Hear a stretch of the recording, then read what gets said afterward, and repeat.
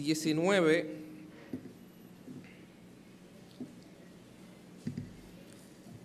y los versículos del 1 al 10.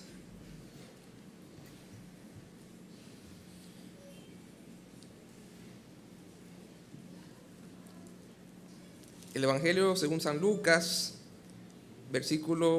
capítulo 19, versículo del 1 al 10.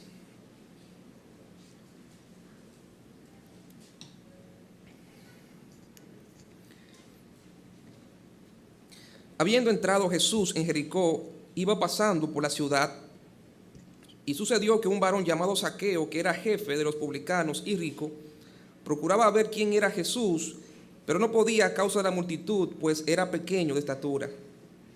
Y corriendo delante, subió a un árbol sicómoro para verle, porque había de pasar por allí.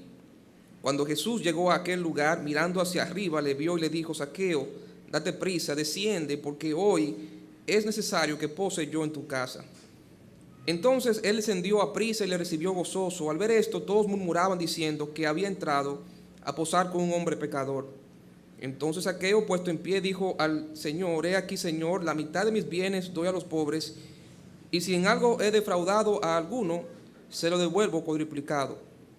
Jesús le dijo: Hoy ha venido la salvación a esta casa, por cuanto él también es hijo de Abraham. Porque el Hijo del Hombre vino a buscar y a salvar lo que se había perdido. En esta noche vamos a continuar nuestra serie de predicaciones a través de los libros de la Biblia, y vamos a predicar en base al libro de Lucas, bajo el título El Dios que se adapta a otros. El Dios que se adapta a otros. Vamos a orar.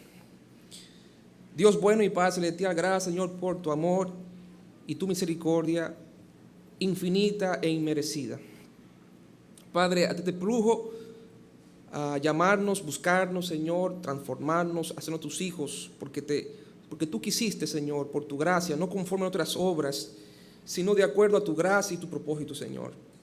Padre, que podamos cada día entender y comprender, aunque sea de manera humana o limitada, la grandeza de tu amor hacia nosotros, y que podamos, Señor, vivir a la luz de ese amor. En el nombre de Jesús. Amén. Pueden sentarse, hermanos.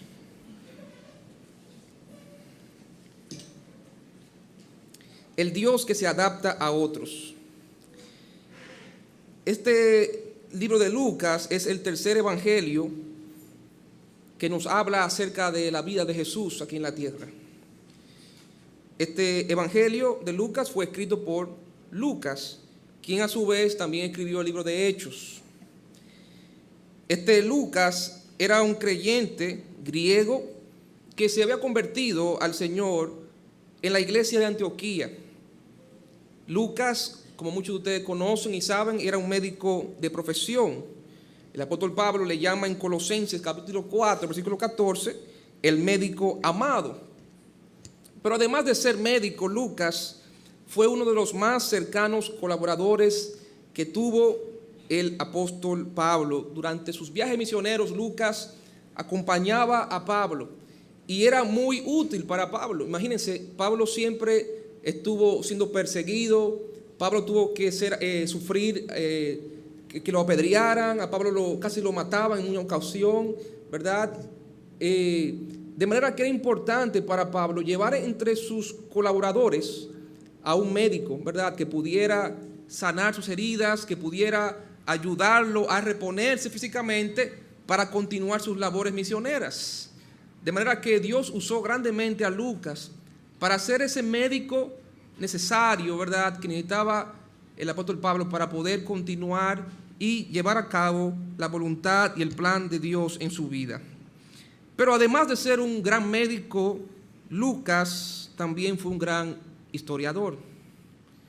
Y Lucas, Dios lo usó para escribir quizás de los evangelios el más histórico acerca de Cristo, ¿verdad? Y también no solamente nos narra la historia de Jesús aquí en la tierra, sino también nos narra la historia de la iglesia primitiva, del nacimiento de la iglesia de Jesucristo aquí en la tierra. Lucas es de los evangelistas el más documentado, el que más detalles nos da acerca de la vida y del ministerio terrenal de nuestro Señor Jesucristo. Lucas le escribe este evangelio a una audiencia griega. Recuerde que cada uno de los evangelistas le está escribiendo a una audiencia específica. Dijimos que Mateo, ¿a quién le escribe Mateo? A los judíos. En el libro de Marcos, ¿a quién le escribe? Dijimos que a los romanos. Y Lucas a los griegos. Y de manera particular, Lucas le escribe su evangelio a Teófilo. Vamos a buscar Lucas capítulo 1, por favor. Lucas capítulo 1, versículo del 1 al 4, nos da el destinatario de este evangelio. Lucas 1, 1. Puesto que ya muchos han tratado de poner en orden la historia de las cosas que entre nosotros han sido ciertísimas, tal como nos enseñaron los que desde el principio lo vieron con sus ojos y fueron ministros de la palabra. Me ha parecido también a mí, después de haber investigado con diligencia todas las cosas desde su origen, escribírtelas por orden, oh excelentísimo Teófilo, para que conozcas bien la verdad de las cosas en las cuales has sido instruido. Lucas escribe su evangelio de manera particular a un hombre llamado Teófilo. Este hombre probablemente era algún funcionario o miembro de la sociedad superior o alta de aquella época, ¿verdad? La palabra excelentísimo nos habla de que era un hombre, no era un hombre común, era un hombre que ostentaba poder o posición, era un hombre, ¿verdad? Como dijimos, que ostentaba alguna función gubernamental, un hombre de sociedad. No sabemos si Teófilo era cristiano o no. El nombre Teófilo significa amante de Dios. Lo que sí sabemos es que Lucas le escribe este evangelio a este hombre con el objetivo de que este hombre pudiera conocer mejor la historia, la verdad de la vida, del ministerio, de la obra de Cristo aquí en la tierra. Ese es el motivo personal por el cual Lucas escribe su evangelio, pero quiero también mostrarte el motivo teológico de este evangelio, por el cual Lucas escribe su evangelio. Y eso lo encontramos en Lucas capítulo 19 y versículo 10, que leímos al principio. Lucas 19, 10. Yo quiero que ustedes me acompañen todos a una voz. Lucas 19, 10. Aquí vamos. Porque el Hijo del Hombre vino a buscar y a salvar lo que se había perdido. Ese es el objetivo o el motivo teológico por el cual este hombre Dios lo usó para escribir este hermoso evangelio de Lucas. Lucas escribió su evangelio para desarrollar y demostrar con hechos tangibles e históricos la doctrina de la encarnación de Cristo. Este versículo de Lucas 19:10 nos revela tanto la realidad de la encarnación de Cristo como las razones que llevaron a Cristo a encarnarse. Y quiero que noten cada palabra de este versículo, porque vamos a estar predicando y definiendo y desarrollando cada una de las palabras que Lucas utiliza en este versículo, que es el versículo central de todo el evangelio. En primer lugar, quiero que note la palabra o el verbo vino. Versículo 10 dice: porque el Hijo del Hombre vino. En primer lugar, Cristo vino a este mundo. Cristo vino a este mundo. Recuerde el título del mensaje, ¿cuál es? El Dios que se adapta a otros. Y en primer lugar, Cristo viene a este mundo. Cristo vino a este mundo, dice la palabra de Dios. En Lucas capítulo 1 encontramos la predicción de su venida. Lucas capítulo 1. Encontramos la predicción de su venida. Lucas 1 y el versículo 26. Al sexto mes, el ángel Gabriel fue enviado por Dios a una ciudad de Galilea llamada Nazaret, a una virgen desposada con un varón que se llamaba José, de la casa de David, y el nombre de la virgen era María. Y entrando el ángel en donde ella estaba, dijo: salve, muy favorecida, el Señor es contigo, bendita tú entre las mujeres. Mas ella, cuando le vio, se turbó por sus palabras y pensaba qué salutación sería esta. Entonces el ángel le dijo: María, no temas, porque has hallado gracia delante de Dios, y ahora concebirás en tu vientre y darás a luz un hijo, y llamarás su nombre Jesús. Este será grande y será llamado Hijo del Altísimo, y el Señor Dios le dará el trono de David su padre, y reinará sobre la casa de Jacob para siempre, y su reino no tendrá fin. En primer lugar, encontramos aquí la predicción de la encarnación de Cristo. El ángel Gabriel se le apareció a María y le dijo de antemano que el Hijo de Dios iba a venir a través de ella. Todo el Antiguo Testamento apuntaba hacia esa realidad, hacia la venida de Cristo al mundo. Encontramos la primera predicción de la primera venida de Cristo en Génesis capítulo 3, versículo 15. Usted recuerda cuando el hombre y la mujer pecaron contra Dios y Dios comienza a hablarle a cada uno de los actores dentro de la caída de la humanidad en el pecado. Dios comienza a hablarle al hombre y a la mujer y a la serpiente acerca de las consecuencias que iba a venir sobre cada uno de ellos y sobre la tierra por el pecado. Recordamos cuando Él se dirige a la mujer, ¿verdad? Y le dice lo que va a pasar, las consecuencias que iba a venir por causa de su pecado, y luego se redirige a la serpiente. Y recordamos que también Dios, conjunto con las consecuencias, Dios da también la cura del pecado. Y le dice a la serpiente que de la simiente, ¿verdad?, que la simiente de la serpiente iba a herir a la simiente de la mujer en el calcañar, pero que la simiente de la mujer iba a herir la cabeza de la simiente de la serpiente. ¿A quién se refiere? Al Señor Jesucristo. Esa es la primera profecía mesiánica, de que la simiente de la mujer, pero hay un problema biológico, porque la mujer no puede dar simiente. La simiente proviene ¿de quién? Del hombre. La mujer es la receptora de la simiente. No hay contradicción. Claramente Dios está hablando de que Cristo iba a venir, pero no a través de un hombre, de una manera natural, sino de una manera sobrenatural. De que iba a ser concebido por una mujer, como todos los hombres, pero sin la intervención del hombre, sino a través de una obra milagrosa que Dios iba a hacer por medio del Espíritu Santo. Y aquí, ¿verdad?, encontramos en Génesis capítulo 3, versículo 15, la primera profecía mesiánica, pero más claramente encontramos en Isaías 9:6, que el profeta dice, ¿verdad?, claramente, hay aquí dice Isaías 9:6, porque un niño nos es nacido, hijo nos es dado, y el principado sobre su hombro, y se llamará su nombre como admirable, consejero, Dios fuerte, Padre eterno, príncipe de paz. Obviamente, este profeta está hablando de nacimiento de un niño ordinario, pero al mismo tiempo extraordinario. Porque iba a ser un niño, pero que iba a nacer, pero también iba a ser un hijo que se nos iba a entregar. Y ese hijo iba a ser llamado príncipe de paz, Padre eterno, Dios fuerte. De manera que no iba a ser un niño cualquiera, iba a ser el Hijo de Dios. Y Juan 3:16, quizás el versículo más conocido de la Biblia, dice: porque de tal manera amó Dios al mundo que ha dado ¿qué? A su Hijo unigénito.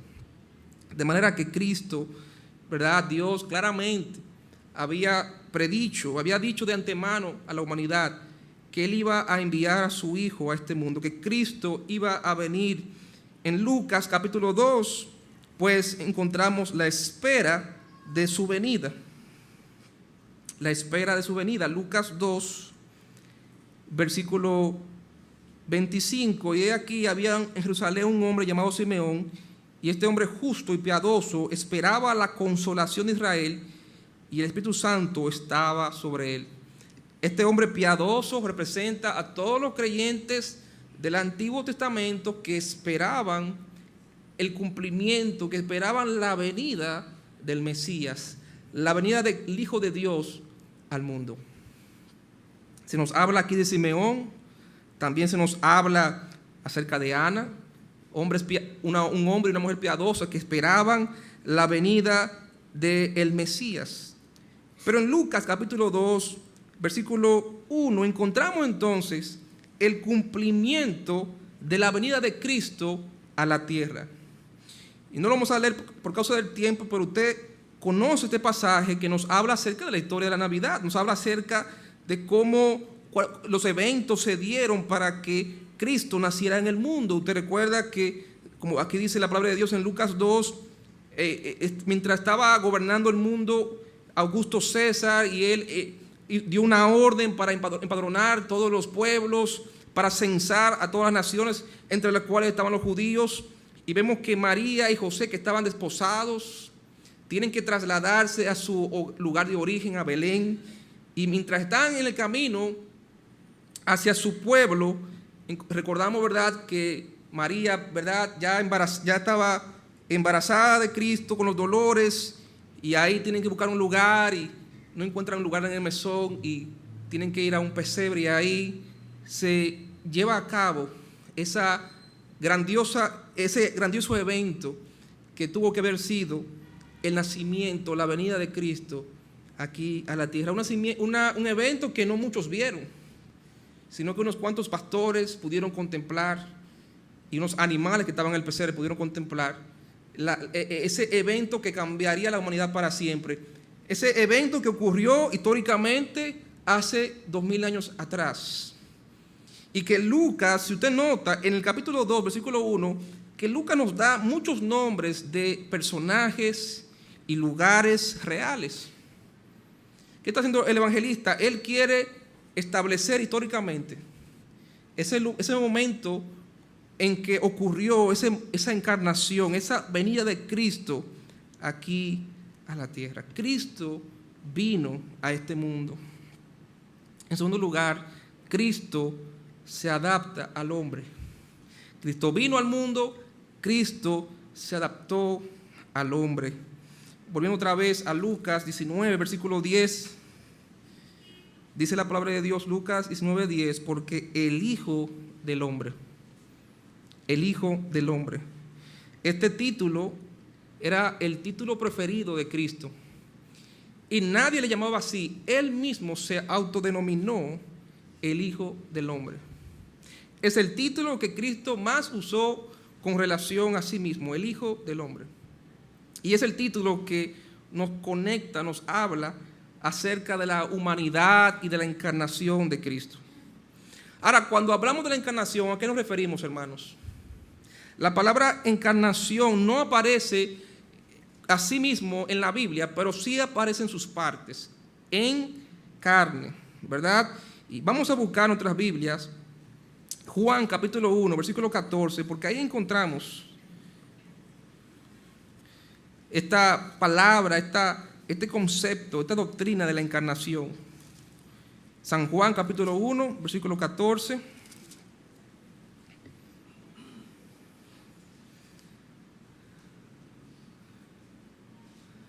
Dice, y aquel verbo, ¿y cuál es ese verbo? El verbo que habla San Juan 1:1, que estaba con Dios y era con Dios en el principio. Y aquel verbo fue hecho, ¿qué? Carne. El verbo fue hecho carne. El verbo se encarnó. Cristo, Dios, se encarnó, se hizo hombre, se humanó.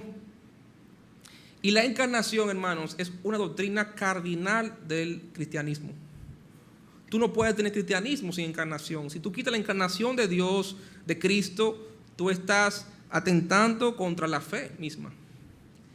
Y la palabra de Dios claramente en 1 Timoteo capítulo 3, versículo 16, Pablo, ¿verdad?, le escribe a Timoteo acerca del misterio de la piedad, y dice que Dios fue manifestado, ¿cómo? En carne, y visto de los ángeles, y predicado en el mundo, y recibido arriba en gloria. De manera que la encarnación es una doctrina vital del cristianismo. La realidad de que Dios vino a este mundo y se hizo como uno de nosotros. Dios, el Dios eterno, el Dios glorioso, se humanó, se hizo como uno de nosotros. Y su humanidad fue perfecta y fue completa. Ahora, esto es una verdad sin precedentes. La encarnación es una verdad impactante y chocante. Normalmente todas las religiones mundiales, incluyendo el judaísmo, enseñaban o demandaban una serie de requisitos que las personas tenían que hacer, que el adorador tenía que cumplir para adaptarse a los estándares de su Dios. Y para poder acercarse a su Dios, el adorador tenía que cumplir con una serie de requisitos bien rigurosos para poder adaptarse y colocarse y poder alcanzar de alguna manera la gloria de su Dios o los estándares altos de su Dios. Aún el judaísmo bíblico exigía muchos requisitos. Usted sabe, cuando usted lee el Antiguo Testamento, el Pentateuco, y lee Levítico, lee Números, usted se encuentra todos los sacrificios. Yo sé que muchos de ustedes vuelan esas páginas o lo leen rápido porque son muy tediosos, ¿verdad? Todos los sacrificios que aparecen en Levítico y en parte de Éxodo, y distintos sacrificios y distintas cosas que uno no entiende, ¿verdad? O no comprende, o uno dice, ¿para qué está todo esto en la Biblia? Bueno, todo eso era parte del sistema de sacrificios. Era lo que Dios mismo había establecido. Dios había establecido el estándar para que una persona pudiera acercarse a Él, un Dios santo.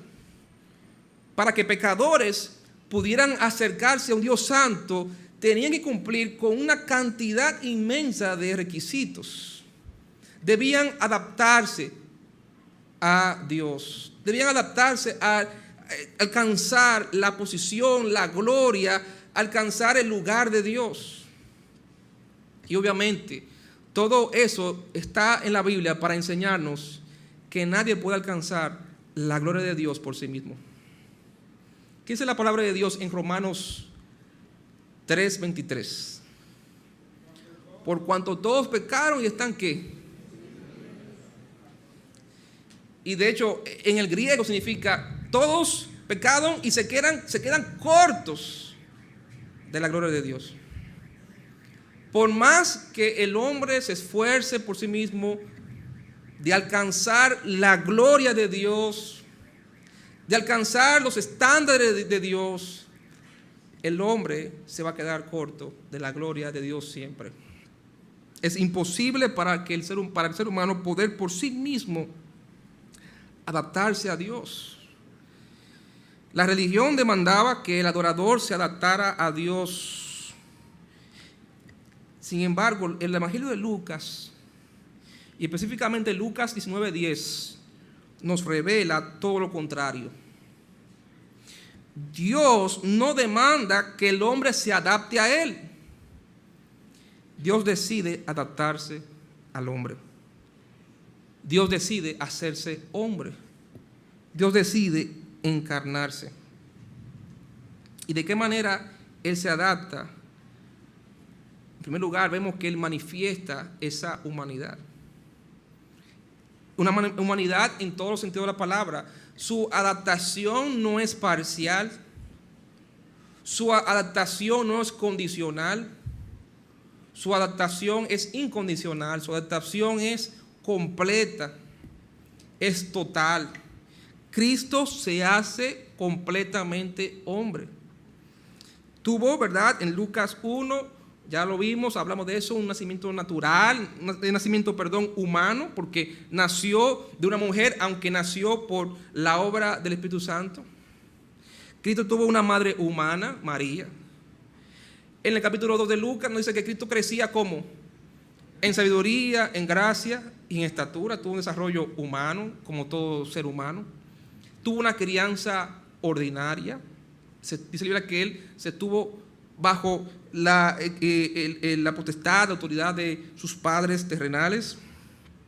capítulo 4 de Lucas nos dice que Cristo fue tentado por el maligno. Y recuerde que dice la Biblia que Dios no tienta a nadie y Dios no puede ser tentado por nadie. Pero como hombre, Cristo fue tentado. En el capítulo 4 también tenemos que Cristo tuvo hambre. Después que ayunó 40 días y 40 noches en el desierto, tuvo hambre. En otros pasajes nos dice que tuvo sed, se cansaba, dormía. Jesús lloró, murió, fue sepultado, pero resucitó. Él murió, sí, pero resucitó. Amén. De manera que Él fue un hombre en todo el sentido de la palabra. ¿A qué vamos con todo esto, hermano? Si Dios se adaptó, usted y yo podemos adaptarnos. Si Dios se adaptó a otros, usted y yo estamos llamados a hacer lo mismo. Pero el pecado, ¿verdad? El orgullo nos impide, nos pone un tropiezo para nosotros poder adaptarnos a los demás. Venimos a este mundo con la idea de que otros se adapten a nosotros. Venimos al mundo, ¿verdad? Y así, en principio es así. Los padres tienen que adaptarse a nuestro horario, ¿sí o no? ¿Sí o no? Los padres tienen que adaptarse al horario de los niños. O sea, lo que los niños piden hay que hacerlo. No importa que sea a las 2 de la mañana, no importa que sea a las 3 de la mañana, no importa que tú no hayas estado trabajando mucho, que tú estés en el trabajo, usted en la iglesia. El padre tiene que adaptarse al niño, al horario del niño, a los gustos del bebé. Los niños vienen a este mundo, ¿verdad? Otros deben adaptarse y pensamos toda la vida, crecemos con esa idea de que otros tienen que adaptarse a nosotros, que nos tienen que facilitar la vida a nosotros. Pues estamos aquí, ¿verdad? Ellos nos trajeron a este mundo. Nadie les mandó a ellos traernos a este mundo. Ellos decidieron traernos a este mundo. Nosotros no pedimos que nos trajeran a este mundo. De manera que exigimos a los padres que se adapten a nosotros y crecemos con esa idea de que donde quiera que estemos, en el colegio, en el trabajo, en la universidad, en la casa, en el hogar, en el matrimonio, en la familia, otros tienen que adaptarse a nosotros.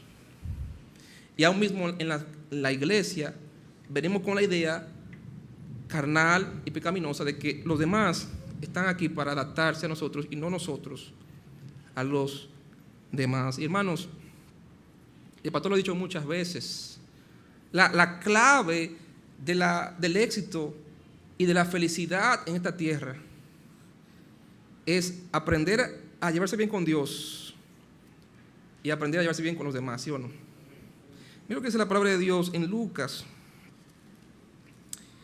el capítulo 10. Lucas capítulo 10.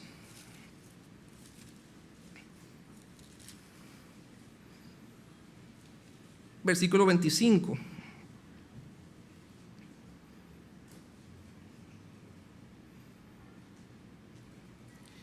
Y aquí un intérprete de la ley se levantó y dijo para probarle: Maestro, ¿haciendo qué cosa heredaré la vida eterna? Él le dijo: ¿qué está escrito en la ley? ¿Cómo lees? ¿A qué respondió? Dijo: amarás al Señor tu Dios con todo tu corazón, con toda tu alma, con todas tus fuerzas, con toda tu mente y a tu prójimo como a ti mismo. Y le dijo: bien has respondido. Una pregunta: ¿respondió bien el hombre? Sí, porque usted sabe la otra parte de la historia, usted sabe el Nuevo Testamento, pero si usted nada más tuviera el Antiguo Testamento, no. Porque eso no está escrito en la ley así. ¿Qué está en la ley? No tendrás dioses ajenos, ¿verdad? Guarda el sábado, no codiciarás la mujer, no matarás. Eso es lo que está escrito en la ley. Digo yo, cuando usted lee Éxodo capítulo 20, ¿verdad? Se da cuenta que eso es lo que está escrito en la ley, los 10 mandamientos. Sin embargo, usted sabe que Jesús resume los 10 mandamientos en 2 mandamientos grandes, que son el primero, amar a Dios sobre todas las cosas y amar al prójimo. Así que este hombre posiblemente no se inventó eso, quizás él ya había escuchado de Jesús la respuesta correcta a esa pregunta.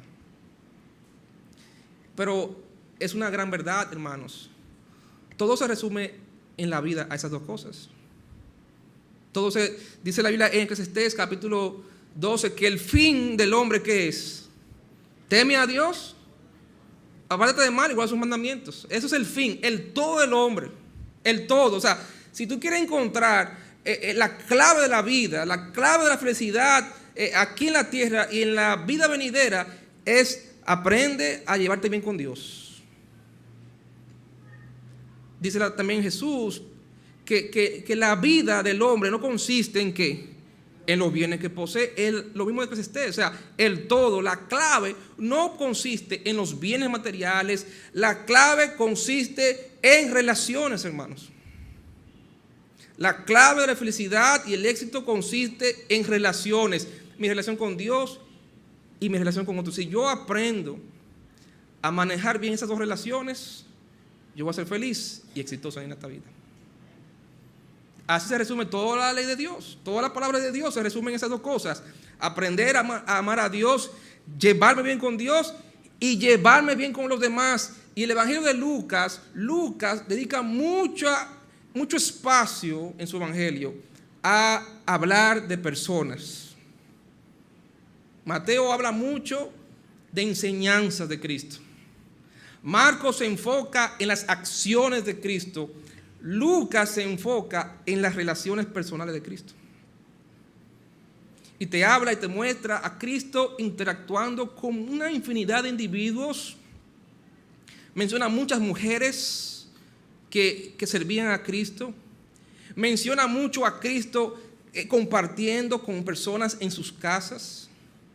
Menciona a Cristo interactuando hasta el final, cuando Cristo resucitó, con personas, ¿verdad?, diversas. Siempre me muestra a Cristo en su trato con los demás, en su relación con los demás, pero también en su relación con Dios, porque habla mucho acerca de la oración.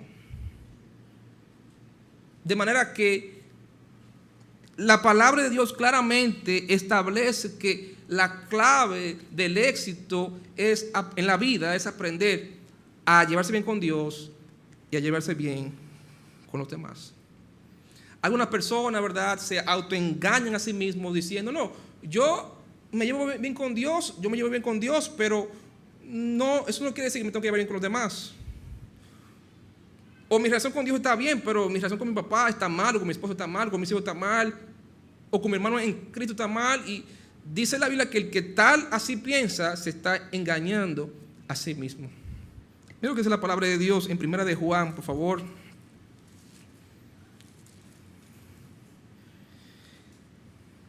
Primera de Juan,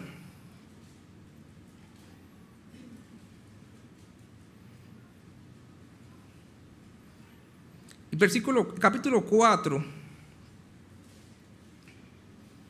versículo 20. Primera de Juan 4:20 dice: si alguno dice, yo amo a Dios, ¿y qué? Y aborrece a su hermano, es que, ahí está.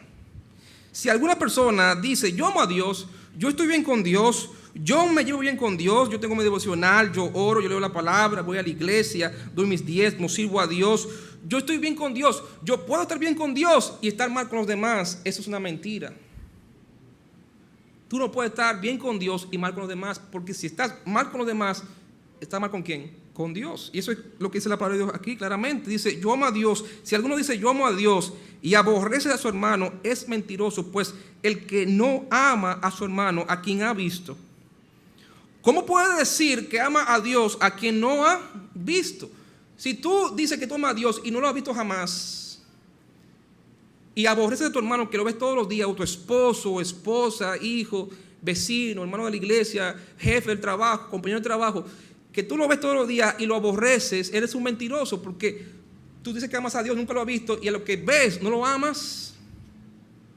De manera que la palabra de Dios es clara cuando establece de que usted y yo tenemos que aprender a llevarnos bien con Dios y con los demás. Y para poder hacer eso, hermano, para usted y yo poder realmente llevarnos bien con otros, ¿qué tenemos que hacer?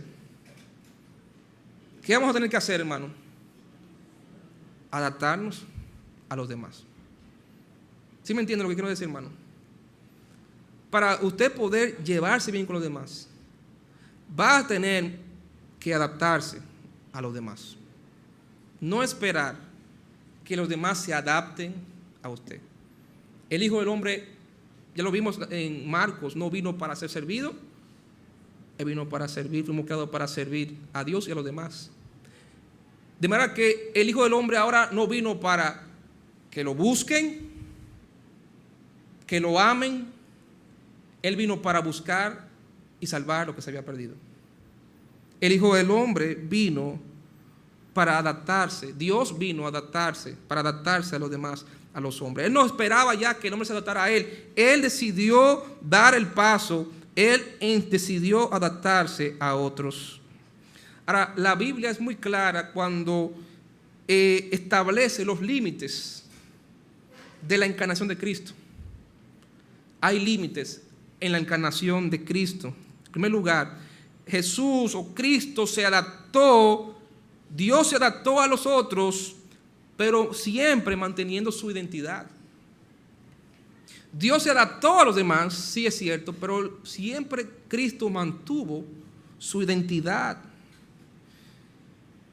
Filipenses capítulo 2, por favor. Filipenses capítulo 2, encontramos pasaje clave en cuanto a la encarnación de Cristo. Filipenses, el capítulo 2.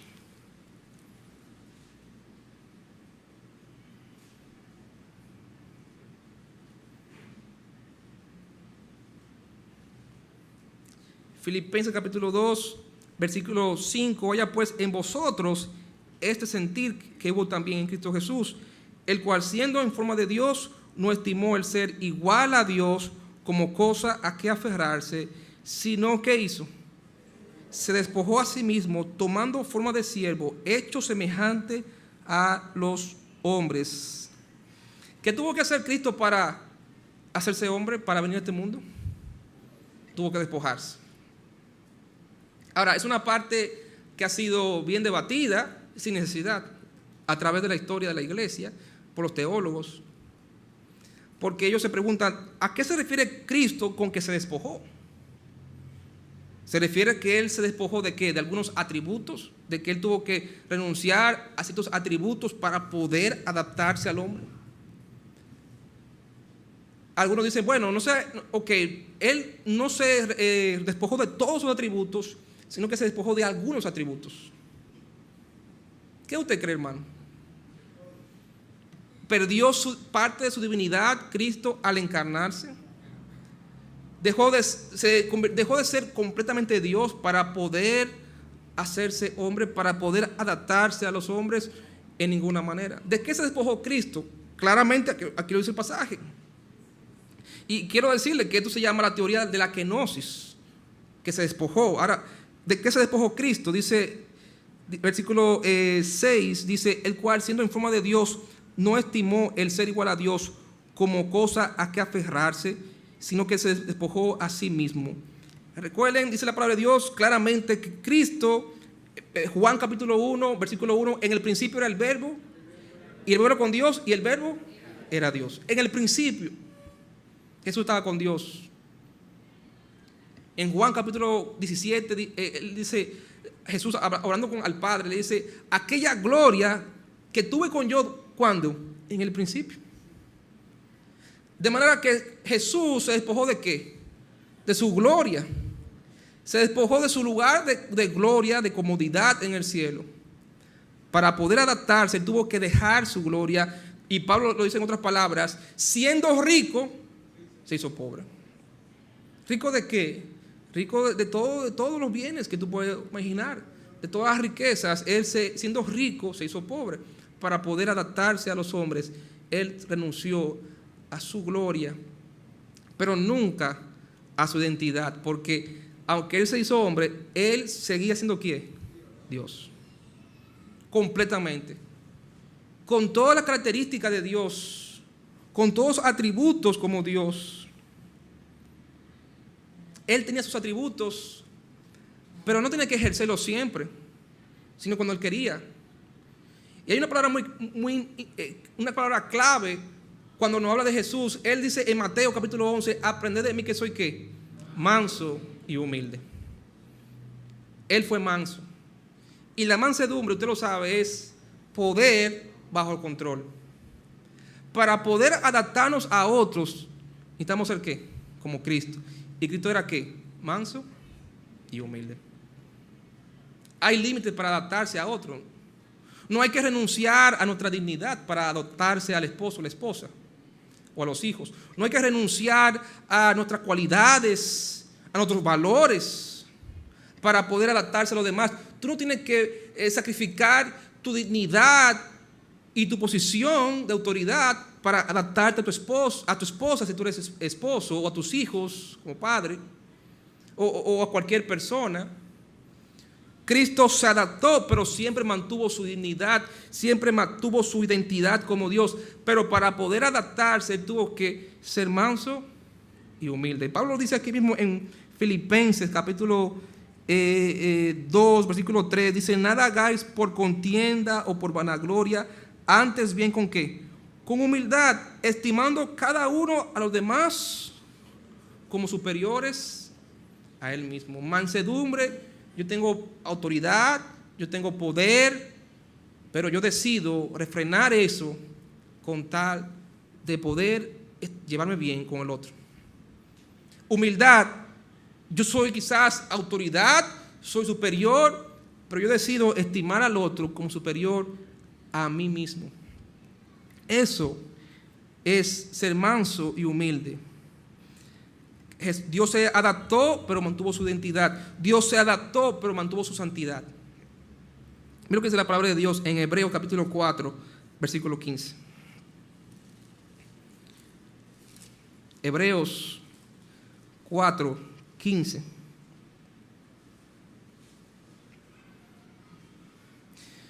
Porque no tenemos un sumo sacerdote que no pueda compadecerse de nuestras debilidades, sino uno que fue tentado en todo, según nuestra semejanza, pero que, claramente, él se adaptó hasta lo sumo, pero sin pecado.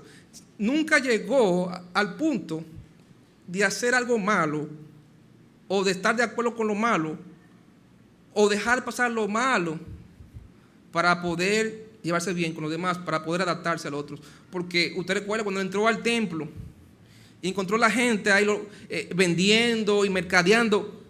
Él fue tolerante, dijo, bueno, no quiero tener problema aquí. Además, yo acabo de llegar al templo. Primera vez que entro al templo, déjame esperar en otro momento. No, Jesús no toleraba el pecado, pero amaba al pecador. Pero él era muy claro. O sea, él se adaptó, pero sin pecado, nunca llegando a hacer lo malo. Mira que dice la palabra de Dios también en Primera de Pedro, capítulo 2, versículo 22.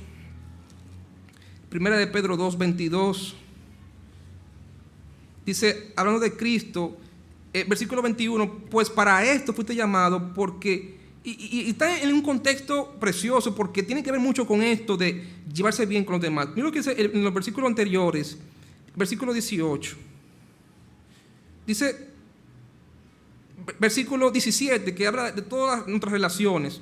Honrad a quienes, a todos. Amad a los hermanos, temed a Dios, honrad al rey. Y ahora le habla a los criados, a los empleados. Criados, estad sujetos con todo respeto a vuestros amos o jefes, no solamente a los buenos y afables, sino también a quienes. Porque esto merece aprobación. Si alguno a causa de la conciencia delante de Dios sufre molestias, padeciendo injustamente, aquí está la clave. Si te llevas mal con tu esposa, si tu esposo está siempre, hay problemas en tu relación matrimonial, con tus hijos, y es por causa tuya, entonces tú eres el culpable. Pero si los problemas son por culpa del otro, y tú tienes problemas sin tú buscar esos problemas, sin tú hacer nada indebido, entonces tú estás padeciendo ¿cómo? Injustamente. Dice el versículo 21, pues para esto fuiste llamado, porque también Cristo padeció por nosotros, dejándonos ejemplo para que sigáis sus pisadas. ¿Y cuál fue el ejemplo que Cristo nos dejó? El cual no hizo pecado, ni se halló en su boca, quien cuando le maldecían no respondía ¿con qué? Con maldición. Cuando padecía no ¿qué? Sino que encomendaba la causa al que juzga juntamente. Ese es el ejemplo que Cristo nos dejó. Él se adaptó, pero sin llegar a pecar, sin tener que poner en riesgo, sacrificar su santidad.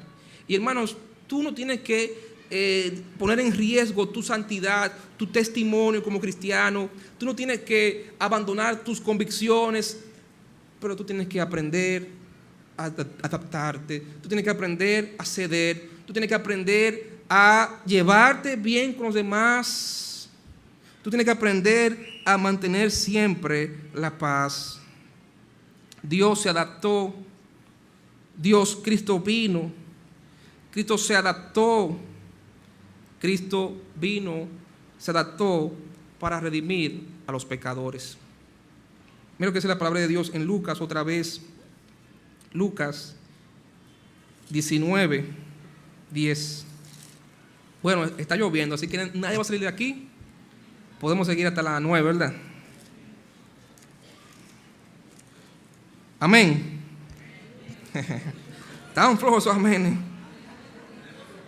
Oh.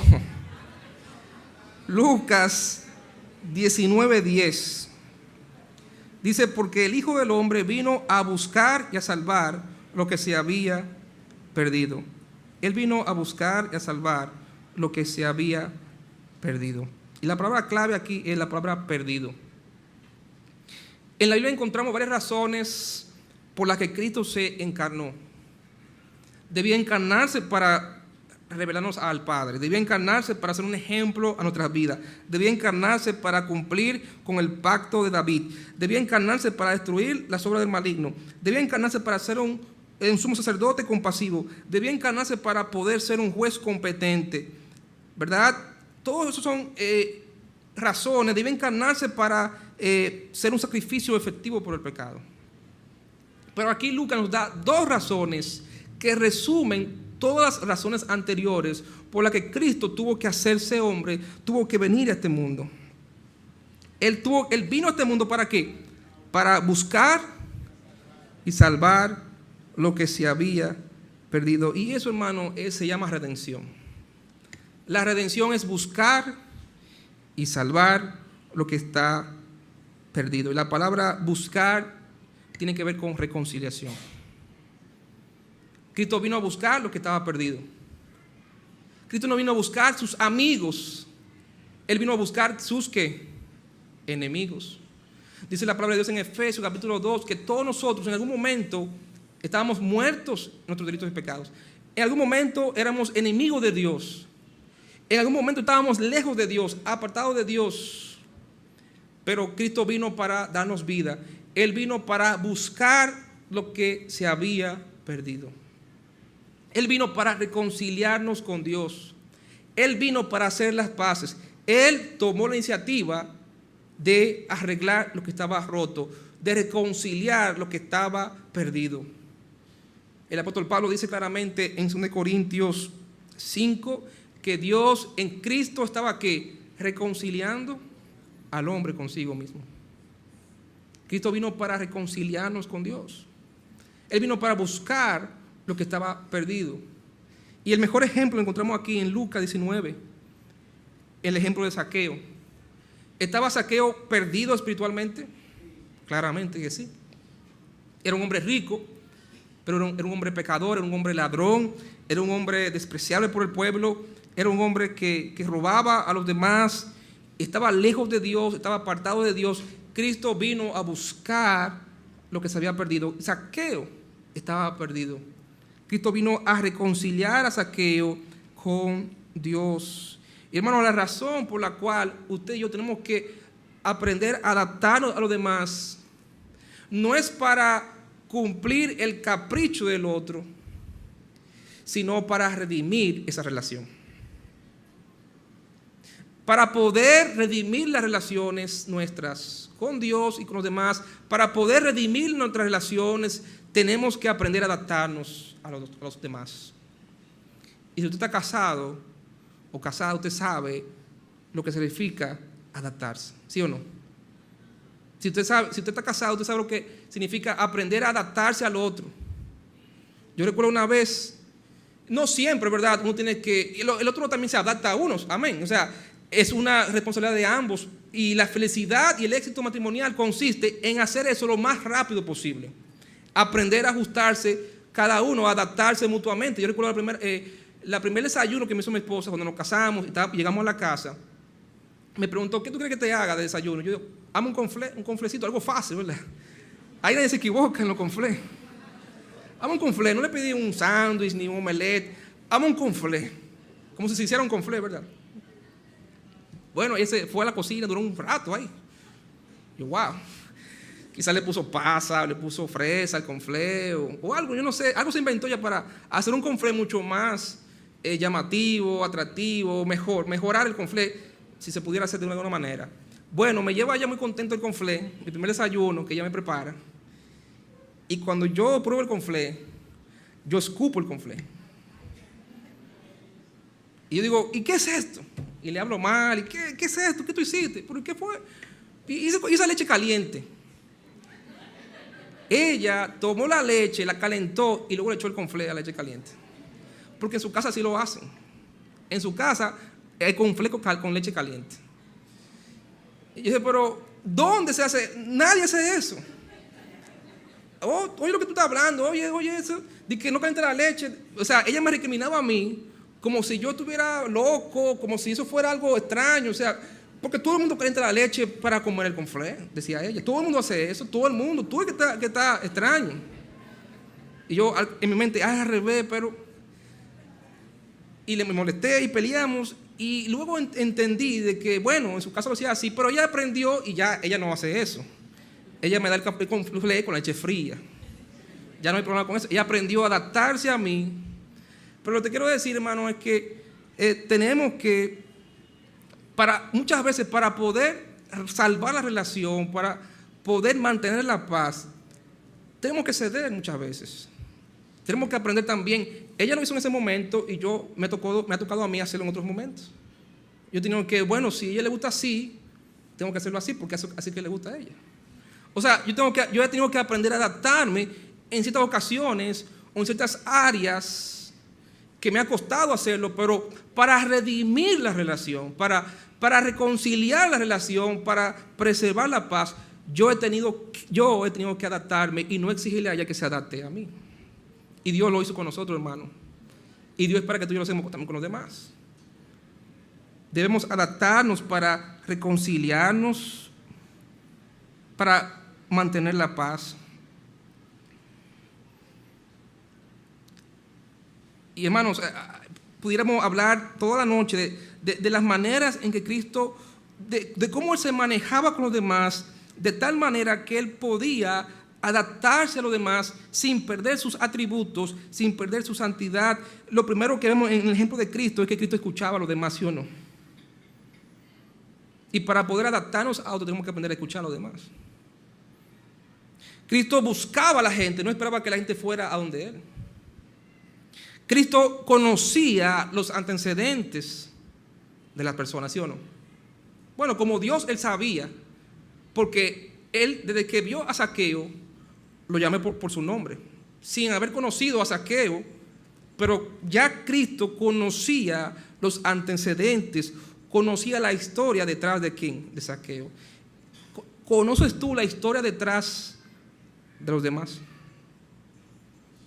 ¿Conoces tú la historia detrás de tu esposo o de tu esposa? ¿Conoces tú lo que le pasó a tu hijo en el día por lo cual él actúa de esa manera cuando llegó a la casa? ¿Conoces tú lo que está detrás, hermanos? Dice la Biblia en 1 Corintios capítulo 8 que muchas veces no sabemos las cosas como debiéramos saberlas. ¿Tienes tú la idea completa de las cosas? O antes de conocer los detalles, tú saltas a conclusiones y creas problemas, juzgas al otro. Tú tienes que aprender a perdonar a los demás. Cristo perdonó a Zaqueo. Tú tienes que aprender a valorar a los demás, tú tienes que aprender a ayudar a los demás. Y todo esto lo podemos resumir en 3 palabras que empiezan con C y que lo aprendemos en el ejemplo de Cristo aquí en Lucas. Las palabras claves para tú poder adaptarte a los demás, para tú poder llevarte bien con los demás, Primero, compasión, hermanos. Compasión. Comprensión, hermano. Y contribución. Un ejemplo rápido lo encontramos en Lucas, capítulo 7. Lucas 7.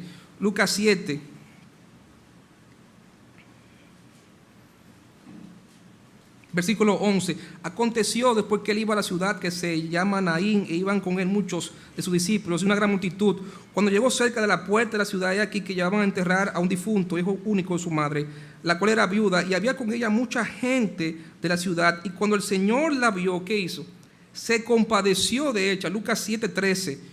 Se compadeció de ella, y ¿qué le dijo?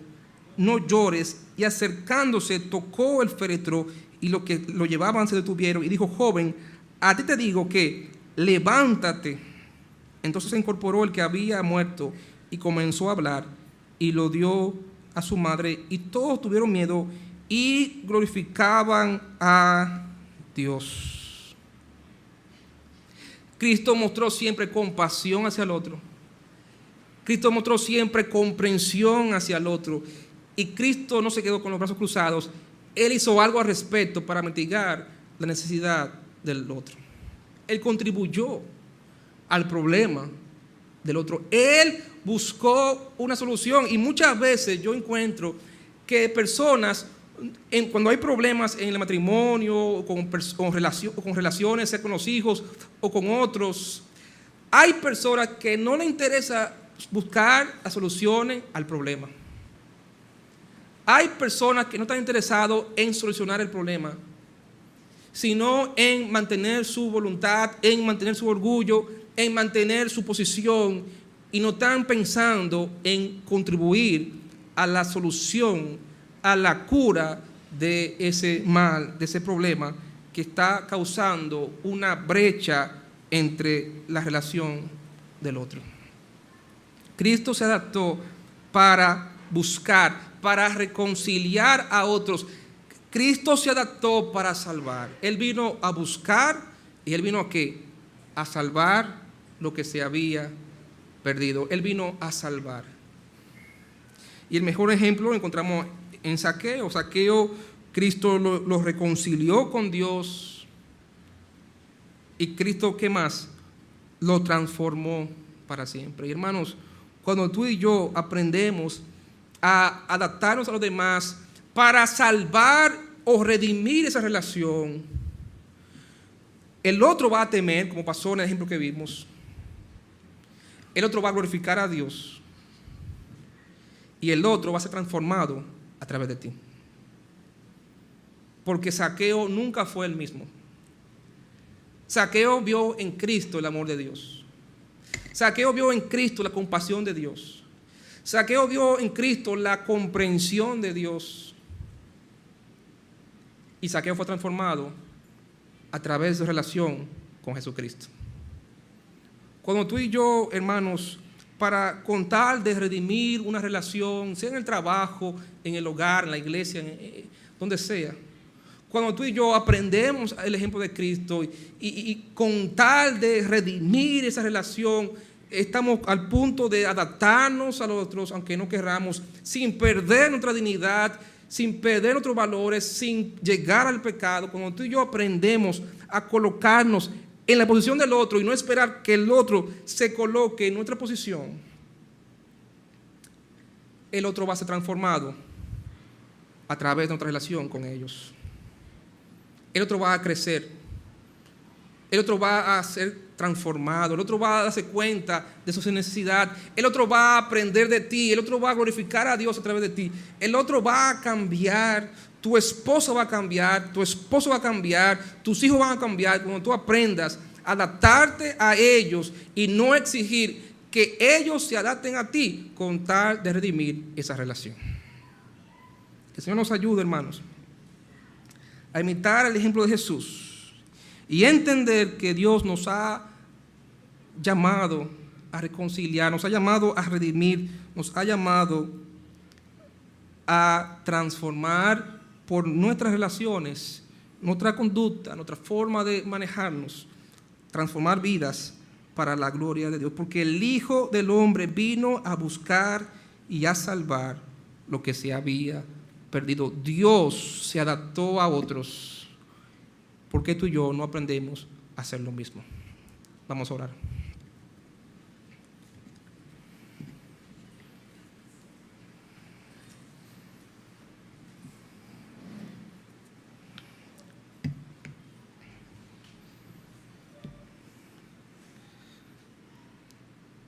Padre celestial, Padre bueno, gracias, Señor, porque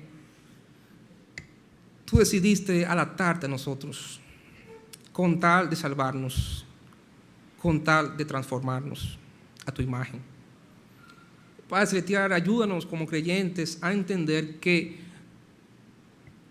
no estamos aquí para ser servidos, estamos aquí para servir. No estamos aquí para que otros se adapten a nosotros, estamos aquí para adaptarnos a ti y a los demás, para salvar, para redimir relaciones, para que a través de nuestro testimonio otros puedan ser salvos, puedan ser transformados. Padre, ayúdanos a ser como tú. Todo ojo cerrado, nadie mirando. Voy a pedir al pastor que pase por aquí y continúe esta invitación esta noche.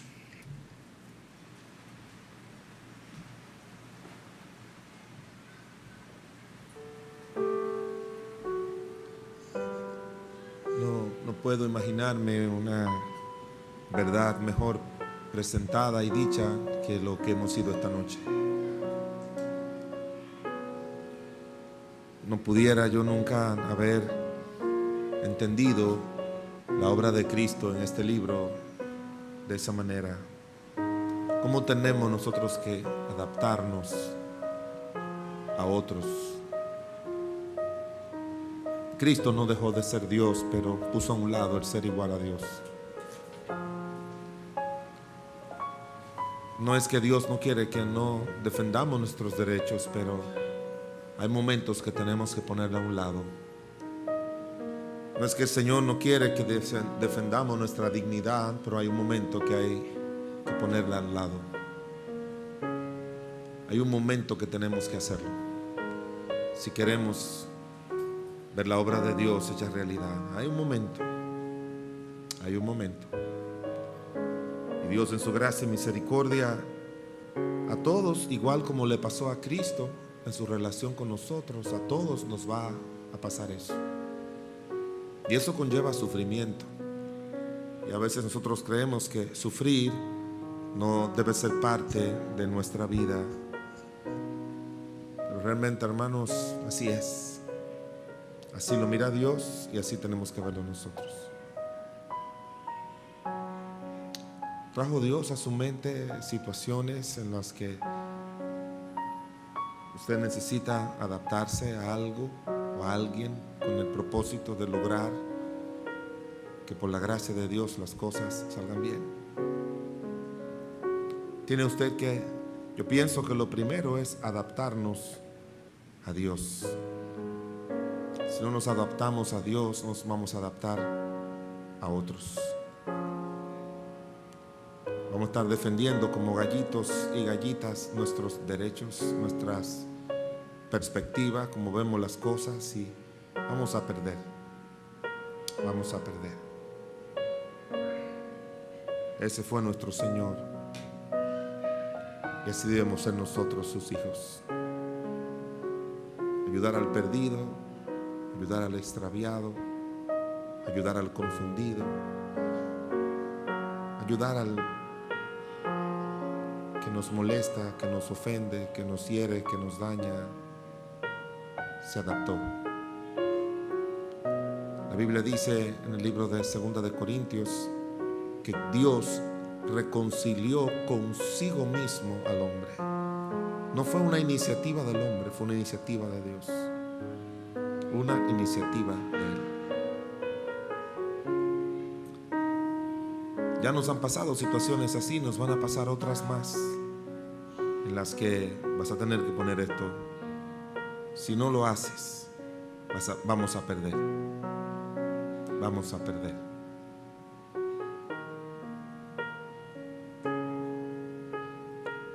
Cristo nos enseña que muchas veces hay que perder para ganar. El que pierde su vida por causa de mí, la hallará. Hay muchos pleitos que lo ganamos cuando perdemos. Cuando estamos dispuestos a perder y el Señor nos da la victoria. Creo que es algo para reflexionar, pero también para hacerlo una filosofía de vida. Yo cuando miro los evangelios veo que Cristo nunca perdió. Siempre Él salió ganando. Cuando vinieron a molestarlo y a decirle, mira, aquí está esa mujer, dice, para tentarle, salían ellos avergonzados. Siempre salían ellos. Y Él nunca se defendía, Él siempre le mostraba una verdad.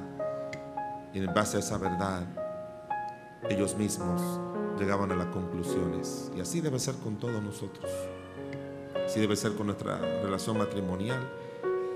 Así debe ser con nuestra relación con nuestros hijos, con nuestros hermanos, con nuestros vecinos, con todos. Con todos. Conozco a alguien que está sufriendo mucho porque se pasó la vida entera tratando de ganar y ahora lo ha perdido todo. Señor bueno y misericordioso, te damos gracias en el nombre de Cristo Jesús, porque tú en tu bondad y en misericordia nos muestras ese precioso ejemplo de nuestro Señor y Salvador Jesucristo. La manera en que dejó la gloria, puso a un lado su divinidad, puso a un lado todos sus derechos. Vino humilde a esta tierra cuando eres el dueño de la tierra y Él es el Rey de reyes y Señor de señores. Pero Él se adaptó porque era la única manera. Dice la Biblia que igual como los hijos participaron, Él participó de la muerte, Él participó en carne y sangre, Él se humanó